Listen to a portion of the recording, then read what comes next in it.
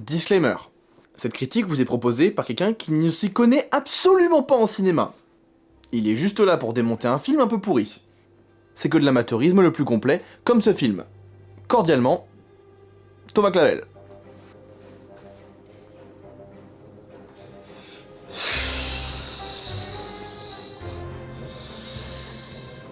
Je crois qu'on a des choses à dire.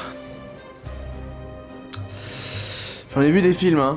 Enfin, pas tant par rapport à peut-être ceux qui regardent cette vidéo, j'en ai pas vu tant que ça. Mais en vrai de vrai, je savais qu'en allant voir ce film, j'allais voir une merde. J'étais au courant, enfin je veux dire, j'étais le premier au courant, j'avais vu les avis sur internet, j'avais vu les threads qui disaient d'absolument ne pas aller le voir, donc je savais que j'y allais pour voir une merde. Mais c'est-à-dire que je m'attendais à ça, et on m'a servi ça quoi, là-haut. C'est hors du cadre. C'est hors du cadre. C'est incroyable. Du coup, ben voilà, petite vidéo à chaud, hein, parce que ça fait 3 heures que je suis sorti de la salle de cinéma, à peu près. J'ai pris des notes, ce que je fais jamais, et ce que j'ai fait pour la première fois pour un film, parce que... Et j'ai 3 pages, hein, donc voilà, hein, ça donne un truc un peu comme ça. Ça ne s'arrête jamais. Comme quoi, je me suis pas ennuyé pendant ce film, hein, j'ai eu de quoi écrire, c'est déjà ça le point principal. Bon déjà, on va faire un petit truc, juste pour vous prévenir, je vais essayer au début de ne rien spoil, et je pense qu'à un moment donné où je vais me lâcher tout seul, et je vais vous spoil tout le film allègrement, donc n'hésitez pas à vous stopper à un moment donné si vous aussi vous voulez faire cette expérience scatophile qu'est d'aller voir Arthur Malédiction au cinéma. Je vous en voudrais pas, hein, vous avez tout à fait le droit de vouloir tester vous-même le goût de la merde, comme je l'ai fait cet après-midi. Il y a un problème qui est déjà le principal, et c'est ce que j'ai noté assez rapidement, c'est qu'en fait, donc le film retrace l'aventure d'un groupe de potes qui est en gros disons, pas le patron, mais le gars le plus populaire, ou le gars sur qui se tourne l'aventure, le héros principal, est fan d'Arthur et les Minimoys. Alors, pour moi c'est pas un problème.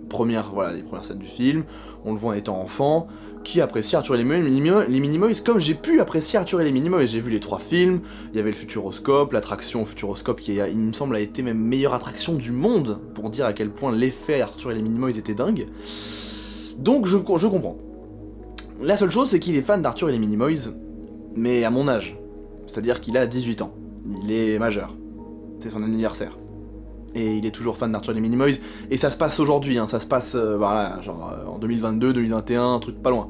Enfin, on pourrait se demander si ça se passe aujourd'hui, avec la référence du jeu PS3, Arthur et les Minimoys, qui est sorti à partir de la 10e minute du film, ce qui est très intéressant, hein, donc je me suis même posé la question de si le film avait été tourné il y a moins de 2 ans, si c'était pas plutôt il y a 10 ans, mais bon, enfin bref, on en reparlera plus tard. Le gros souci, et c'est le truc qu'on ressent assez rapidement dans ce film, c'est que Luc Besson, je pense, a voulu se faire un kiff-branlette, comme on va l'appeler dans cette vidéo. N'hésitez pas à retenir le terme kiff-branlette, que vous pourrez utiliser maintenant dans tout type de conversation. Et l'objectif de son kiff-branlette, c'est de rappeler que quand il avait fait Arthur et les Minimoys, il avait été méga cool, et que tout le monde l'adorait, et que c'était génial. Et en l'occurrence, du coup, il l'a rappelé à tous les niveaux. Le mec, alors le protagoniste, mais je suis sûr et certain que, franchement, hein, si jamais il a des trucs à aller faire sur internet et des trucs que vous avez pas envie de savoir, il tape Arthur et les Minimoys en premier, c'est-à-dire que dans sa chambre il y a des Minimoys, on lui offre des Minimoys, il se balade dans la rue avec des tenues de Minimoys, non mais ça, attends, faut en parler quand même. Le gars se fait, alors, première scène où on l'aperçoit à son âge d'aujourd'hui, première scène, il se fait courser par les keufs en tenue Arthur et les Minimoys. Ce mec, je suis désolé, hein, mais ce mec se branle Minimoys, c'est certain. Enfin, c'est impossible autrement. C'est pas un fan, c'est un fou. Il est taré, ce mec. Vraiment, il faut vraiment être très conscient. C'est un taré du zboob. Il n'a que ça en tête. C'est-à-dire que tu pourrais lui demander, on va faire un bowling, tu veux qu'on aille faire ça, machin. J'ai même plus le nom du protagoniste parce que ça m'est sorti de la tête, tellement ça m'a peu intéressé. Tu peux lui demander ce que tu veux, tu peux aller lui faire un date avec, s'il n'y a pas un Minimoys, il s'en bat les couilles. Très honnêtement, c'est hors de sa pensée.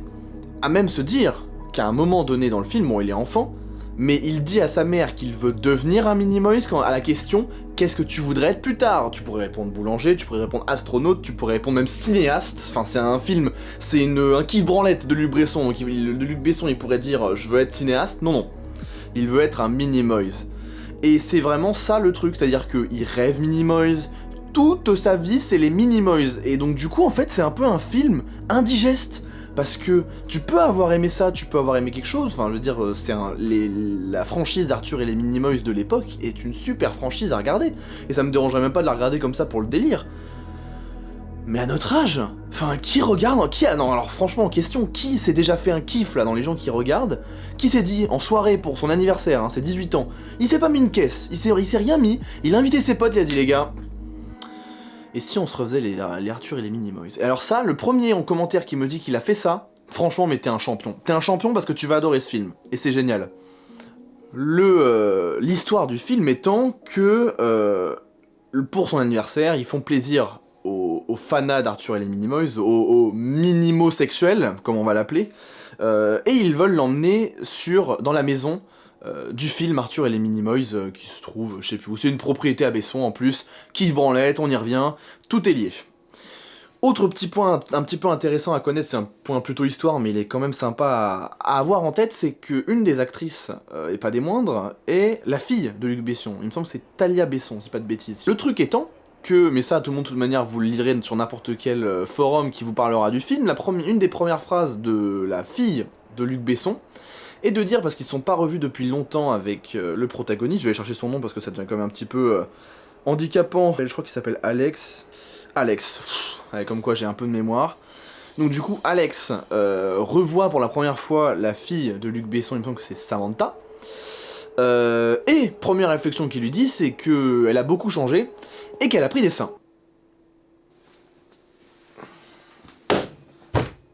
Alors, si vous allez voir le film, il faut se délecter du scénario. C'est du grand art. C'est magnifique et c'est rare comme scénario, c'est très propre, très propre. C'est-à-dire que le gars, et vraiment, quand je dis qu'il est minimosexuel, je ne minimise pas les faits, hein. C'est-à-dire que, littéralement, Samantha a chaud au cul, faut le dire, hein. Elle a vraiment une envie sale de passer au vif avec Alex. Et du coup, à un moment donné, pendant son anniversaire, l'emmène dans sa chambre. C'est un sanctuaire, c'est-à-dire que le mec est malade. C'est-à-dire qu'il y a vraiment... Enfin, il y a des gens qui font des collections de Pokémon, il y a des gens qui font des collections de trucs qui ont buzzé. C'est-à-dire que Pokémon, c'est un truc de fou. Tout le monde connaît Pokémon, tout le monde continue à jouer à Pokémon. C'est un jeu qui a...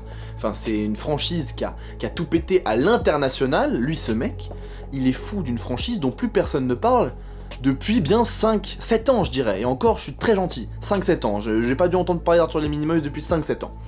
Et il a vraiment la plus grande collection du monde, parce qu'il y en a pas d'autres. Toutes les autres collections, elles ont été jetées à la poubelle, je pense. Et lui, il a tout. Et je sais même pas comment ses potes peuvent lui faire un cadeau d'anniversaire différent chaque année, parce qu'il a tout, ce mec. C'est-à-dire que tu pourrais lui offrir n'importe quoi, il les a tous. Il a toutes les figurines, il a toutes les affiches, il a tout, il a les peluches, il a les trucs machin, c'est limite s'il a les préservatifs Arthur et les Minimoys. Attention, hein, je fais pas d'affront avec son petit sexe, ça on verra ça sûrement dans les films d'après. Si Besson continue le pont des merdes pareil, ça se trouve, vous verrez, on y aura le droit à cette scène-là, c'est certain. Je relis mes notes, c'est tellement violent. Ah non, je suis arrivé à un stade où j'ai même écrit que la meuf en orange, elle est mal baisée, mais alors... C'est peut-être pas si faux, parce que littéralement pendant tout le film, et franchement je vais taffer, il y a une scène, et en fond de la scène, on se demande pourquoi elle fait ça. Il y a un moment donné où... c'est une autre meuf, c'est une autre meuf du groupe, j'ai oublié son nom, pareil, on va l'appeler Connasse 2, et genre vraiment, il y a des barreaux d'un escalier, et elle se tient aux barreaux comme ça, limite les jambes un peu écartées, et au fond de la scène, et tu vois qu'elle, parce que genre la scène n'a aucun sens, et tu te demandes ce qu'elle branle, et genre ça dure pas 2 secondes, 3 secondes, ça dure 20 secondes. Mais 20 secondes ininterrompues, comme ça, les jambes à moitié écartées. Et franchement, faut que je vous le trouve parce que c'est vraiment du truc de dingue.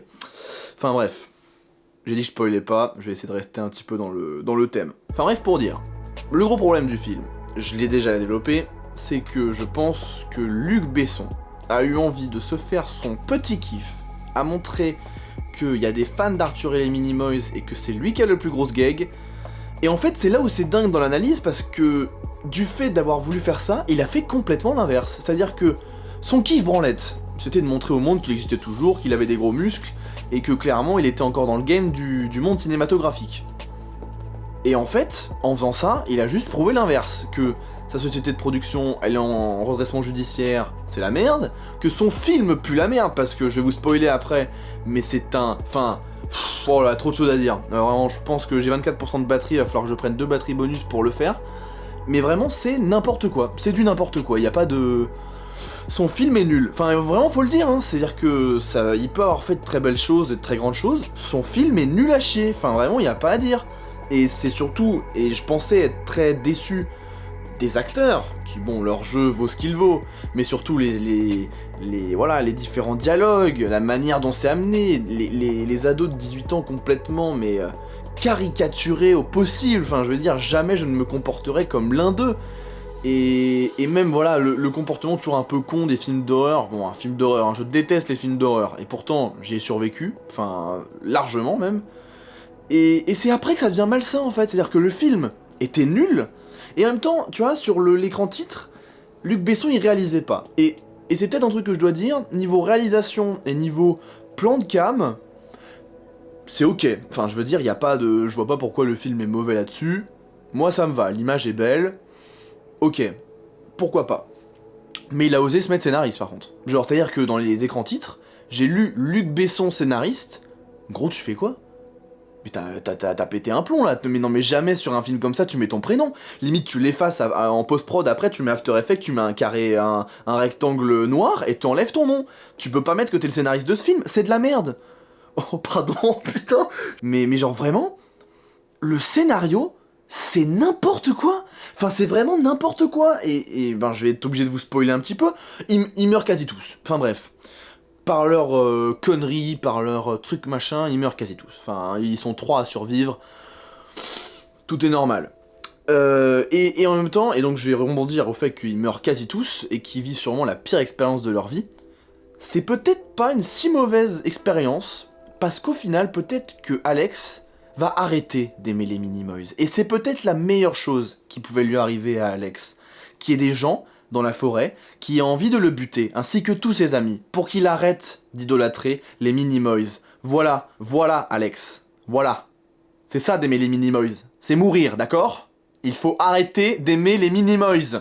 Ah oui, attendez, j'ai noté une phrase. Il y a une phrase qui m'a fait wouh comme ça, genre vraiment. Et donc, attendez, parce que le truc qu'il faut se dire, c'est que si cette phrase a été prononcée, c'est que c'est Luc Besson qui l'a écrit, elle sort de la bouche de sa fille. Le respect est complet. Alex, il est un peu gêné, parce que avec les meufs, c'est pas... Alors, bah, déjà, faut le dire, hein, quand tu collectionnes les Minimoys comme il collectionne les Minimoys, niveau meuf, ça a dû être compliqué. Enfin, je veux dire, enfin, sauf Samantha, qui littéralement est aussi minimosexuelle que lui, c'est très compliqué, sinon. Enfin, ou alors, faut vraiment que je m'en inspire, parce que personnellement, ma vie sentimentale est nulle à chier. Si jamais je commençais à collectionner les putains de Minimoys, ça se trouve, j'en aurais des dizaines dans mon lit demain. Bon, je vais continuer le film, hein, écoute. Hein. Ils dorment dans la même tente, dans la maison d'Arthur et les Minimoys qui sont allés retrouver pour faire plaisir à leurs potes. Il y a eu petit rapprochement, petite main, tranquillou pépouse, et avec gêne lui demande ceci. Tu veux te mettre à gauche ou à droite, parlant du matelas qui se trouve en dessous d'eux dans la tente. Et alors là, Samantha qui nous sort une phrase...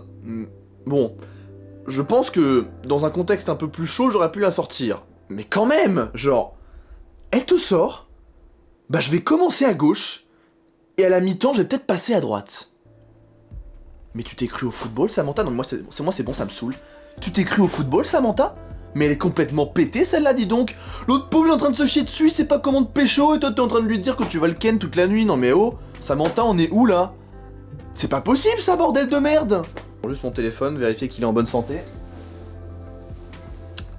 Il va bien. Je vais vous spoiler la fin, rien à foutre. Hein. À un moment donné, ils font du camping, ils crèvent tous un par un. Enfin bref, c'est un scandale. Et à la fin, en gros, ils ont croisé un chasseur précédemment pour leur demander leur chemin. Et le mec, genre, c'est un gros taré, il y a des pieds ensanglantés qui traînent dans son jardin. Enfin bref, il a des dizaines de chiens, il a un gun, il a un shotgun, il tire en l'air pour les faire partir. Et à un moment donné, il entend les bruits, il entend tout le bordel des rituels machin, et il vient sauver les 3 qui restaient, sachant qu'il y en a un, je ne sais pas comment il survit, il se prend 7 beignes d'un gars qui fait 120 kilos tout craché, il en envoie 7 dans la gueule, les lunettes pétées, et après, genre, 7 dans la gueule, Et plan d'après, la police est là, et le gars, il a la mâchoire, elle est nickel. C'est-à-dire que toutes les dents droites, c'est limite s'il a fait de l'orthodontie entre deux scènes, c'est prodigieux. Et donc du coup, les 3 survivent, et la police explique ce qui s'est passé. Parce qu'en gros, c'est un peu des rednecks, enfin bref, c'est une bande de dégénérés qui viennent buter les gens, les jeunes, à côté de la maison d'Arthur et les Minimoys. L'explication de la police. Alors, c'est allé tellement vite que j'ai noté des mots-clés, parce que j'étais mort de rire en fait, faut le dire, hein, j'étais mort de rire. En gros, alors j'ai quand même mis en gros parce que même moi je n'ai pas su comment résumer le délire. En gros, jeu de rôle, c'est un jeu de rôle des gars des grandes villes, c'est une bande de jeunes.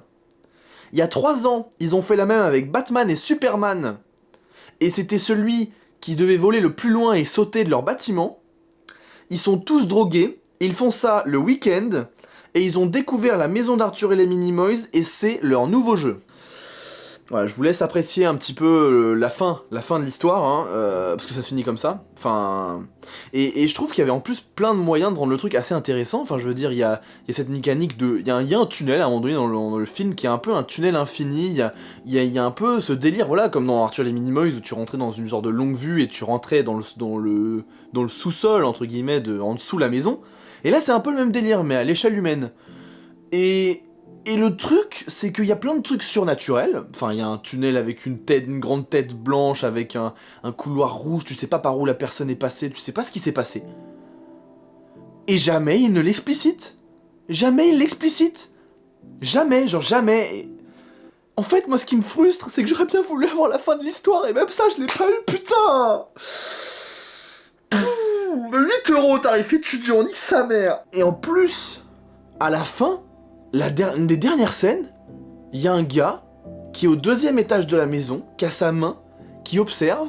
C'est le gars qui a littéralement failli buter Samantha en pétant la balançoire et qui s'est retrouvé dans le grand trou sans fond. Et le gars, il est au 2e étage. Il y a littéralement l'équivalent de tout NCIS, la police scientifique, des fourgons de flics, et ils l'ont pas retrouvé. C'est-à-dire que le mec, il est pépouze chez lui. C'est quel type de police qui fait ça ? Enfin, j'espère que c'est pas celle de chez moi, parce que clairement, je vais plus jamais sortir de chez moi. Le mec, impossible, ils l'ont pas retrouvé. C'est stupéfiant, non mais c'est stupéfiant. Et en fait, je pense que là, je vous en parle à chaud, mais faut que vous alliez le voir parce que c'est trop gros pour y croire. C'est trop gros, et pourtant, ça aurait pu bien finir. À la limite, si à la fin, la fin est un peu surnaturelle, paranormale, ce serait un peu parti comme ça et tout, pourquoi pas? Mais là, la fin, elle est nulle. Enfin, vraiment, elle est nulle. Je peux pas te dire autrement, c'est nul. Enfin, c'est... Ah ouais, et puis en plus ça, et ce qui accompagne ce film, en plus de ça, dans les différents problèmes qu'il a, c'est qu'il y a des messages. En gros, c'est l'école de la cité, il me semble, l'école de Luc Besson, qui fait, voilà, tous les métiers du cinéma, qui a beaucoup participé à la réalisation du film en général, et il y a des commentaires d'étudiants de là-bas qui se plaignent du tournage, qui se plaignent de la manière dont ça s'est passé, et qui crachent eux-mêmes sur le film. C'est quand même qu'on en est arrivé à un stade où le film est à chier. Arrêtons le massacre, stop, point, à la ligne, tiret, on arrête tout. Et non, ils l'ont sorti, et aujourd'hui, c'est au cinéma. Autant vous dire que bon, on était tout seul dans la salle, ça ne m'étonne pas, mais alors ça c'est pour tous les films, hein, c'est chez moi, hein, c'est là où j'habite. Mais oui, non, franchement, allez le voir si vous voulez vous taper un kiff. Mais sachez, en connaissance de cause, que vous n'irez pas voir un bon film. Enfin, c'est pas possible. Ou alors, si vous trouvez que ce film est bon, vous êtes un minimosexuel. Ou alors que vous êtes juste fan de Luc Besson. Et que vous êtes rentré dans sa kiff-branlette, ce qui serait complètement fou. Mais écoutez, ce serait de toute manière ce qu'il cherchait à la base. Ouais, non, en tout cas, je pense que après avoir vu ce film, je vais largement changer ma technique et mes techniques de séduction. Voilà, j'ai acheté tous les invendus d'Arthur et les Minimoys, parce que c'est ce qui a été fait dans le film, hein. Les cadeaux du gars, c'est que des invendus, des stocks qu'ils ont récupérés, parce que pour sortir un jeu PS3, Arthur et les Minimoys, en 2022, je veux dire, il y a des collectionneurs qui collectionnent des jeux un peu stylés, genre Super Mario sur Nintendo NES, ou truc machin, joueur du grenier, on est cool. C'est un jeu PS3 qui pue les chiottes, et on lui a offert pour son anniversaire, et lui l'a kiffé. Je vous laisse juger par vous-même. Mais du coup, voilà, je change ma stratégie. J'ai acheté tous les invendus Arthur et les Minimoys, et j'ai fait toute une étagère dans ma chambre, j'ai mis les posters, j'ai les costumes, les cosplays, et comme ça, quand il y a une meuf sur un petit réseau que je capte, c'est directement dans la chambre, c'est les figurines, c'est les affiches et la magie opère. Je pense que j'ai tout dit à propos de cette merde. N'empêche, je remercie les équipes du film de m'avoir fait passer un si bon moment parce que j'étais avec un pote et on s'est plutôt bien marré. C'était cool, en vrai, on a ri. Après, peut-être arrêter les scénarios, premièrement, et peut-être arrêter les films, dans un second temps. C'est dommage et en même temps, voilà, hein, donc du coup je vous déconseille forcément d'aller le voir, sauf si vous voulez aller vous marrer entre potes. Je pense que j'ai tout dit. Évidemment, j'habillerai de certaines scènes si jamais j'arrive à les retrouver. Ah oui! Oh bah attendez, j'ai fait vous oublier un truc important. Si jamais vous allez le voir, à partir du moment... Enfin, vous allez voir un pendu, par les pieds. Il va lui arriver quelque chose, dans le lac. Et si jamais vous trouvez que son crâne ressemble beaucoup à un crâne en plastique, parce que c'est littéralement un crâne en plastique, vous pourrez remercier les équipes accessoiristes de Luc Besson qui ont décidé de laisser au montage final d'un film à gros budget un crâne en plastique. C'est un mannequin. Je crois que j'ai tout dit. Je vous souhaite une très bonne journée, une très bonne semaine, de très bonnes vacances. Et surtout, je vous souhaite d'aller voir d'autres films qu'Arthur Malédiction. Allez voir autre chose. A plus. Yes. J'adore les minimoys. Toi aussi, tu es minimosexuel? Bon, j'ai fini la vidéo. Et en fait, je me suis rendu compte que je suis peut-être allé un peu fort avec le film. J'en ai peut-être mis un peu plein la gueule. Voilà, il faut le dire, hein, je l'ai massacré. Là, Et j'essaie un petit peu de reprendre du coup ce que je disais. C'est un mauvais film. Mais après tout, c'est un film d'horreur. Quel film d'horreur est connu pour ses scénarios rocambolesques ou son histoire magnifique dont on retiendra pour le prochain César ou la Palme d'Or? Aucun. C'est un film d'horreur. Après, pour le coup, c'est un mauvais film d'horreur. Parce que, vraiment, hein, pour parler d'expérience, je déteste ça au point que je hais le genre, c'est-à-dire que je ne peux pas en regarder. Je déteste avoir peur dans ce genre de film. Et pour le coup, sauf un ou deux jumpscares, et encore c'est ceux du début parce qu'après tu les pré-shots, hein, ils sont un peu affichés. Franchement, ça va. Il est gérable le film, Donc c'est un mauvais film d'horreur. Enfin, c'est un film d'horreur moyen. Mais bon, voilà, enfin... Je suis très violent, là, dans les propos. J'ai remarqué que je suis allé un peu comme un... Voilà, comme un... T'as vu, je suis allé à la boxe et tout. Doucement quand même. Le film, il est regardable. Enfin, on a passé un bon moment parce qu'on s'est marré avec mon pote. Les seuls points négatifs, c'est scénario, fait moyennement peur, et le kiff branlette de minimosexuel de Luc Besson. Mais à part ça, le jeu d'acteur, il pourrait être un peu mieux. Il pourrait être un peu mieux. Franchement, il pourrait être un peu mieux. Mais il se regarde, quoi. Il est pas terrible, mais il est pas nullissime. Enfin, je crois. Oui. Enfin, j'espère même. Enfin, oui, je l'ai vu, hein, donc je suis censé pouvoir le dire, mais je sais plus trop. En réalité, j'ai pas fait attention à ça. Mais donc, ouais, voilà, le reste, c'est ok. Mais si vous avez autre chose à faire, emmenez votre crush pour voir autre chose, quoi. C'est pas le meilleur date. Sauf si elle est fan des Minimoys. Et là, vous avez touché le gros lot.